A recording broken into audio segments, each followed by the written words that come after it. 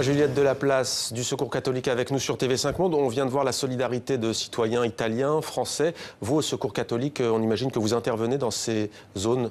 Alors oui, il y a des équipes qui sont présentes près de la frontière italienne, mais aussi à Calais, au passage avec la frontière anglaise, finalement. Et surtout beaucoup d'acteurs de la société civile qui, complètement à contre-courant des politiques migratoires françaises et européennes, qui sont de plus en plus vers la fermeture des frontières, que ce soit au sein de l'Europe, de l'espace Schengen ou même dans la mer Méditerranée, voire au sein des pays du Sahel, et qui créent qui sont des politiques très dures qui créent beaucoup de risques. Il y a notamment l'Italie qui veut envoyer des militaires prochainement pour sécuriser, entre guillemets, les frontières au Niger. Alors le Premier ministre français, Édouard Philippe, reçoit en ce moment plusieurs associations très inquiètes, dont la vôtre, le Secours catholique, il y a aussi Médecins sans frontières, il y a également Emmaüs France. Alors il y a cette circulaire très controversée, notamment, qui vous inquiète, c'est le fait de recenser, en fait, de trier, entre guillemets, les migrants dans les centres d'hébergement.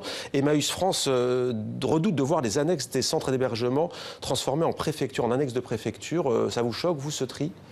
Énormément. En fait, ce tri, il est problématique parce qu'il contredit et il va à l'encontre du principe de l'inconditionnalité de l'accueil dans l'hébergement d'urgence, qui est un principe fondamental en France, fondamental pour l'aide aux personnes précaires, mais aussi au titre du travail social. Et ce principe de la conditionnalité de l'accueil, il prévoit que les personnes sont hébergées en fonction de leur situation de détresse, de leurs besoins, de leur détresse physique, psychologique, sociale, et non pas en fonction de leur situation administrative. Mais en 2017, il y a eu plus de 100 000 demandes d'asile en France. C'est un record battu. Pour accorder l'asile, il faut bien aussi traiter les dossiers.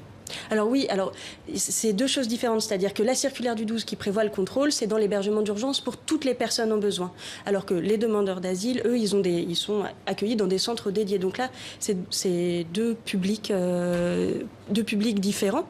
Ce qui nous inquiète dans la circulaire du 12, donc, c'est que il va y avoir des contrôles dans les lieux d'hébergement, ce qui crée une confusion sur la mission du travail social, c'est-à-dire on n'est plus du tout dans un rapport de confiance avec les travailleurs sociaux et dans les structures, et du coup, il y a beaucoup de personnes qui risquent de ne plus recourir à cette aide et se retrouver à la rue. Merci beaucoup Juliette Delaplace, donc, du Secours catholique. Édouard Philippe, le Premier ministre français, qui présente donc son projet de loi Asile et immigration aux associations.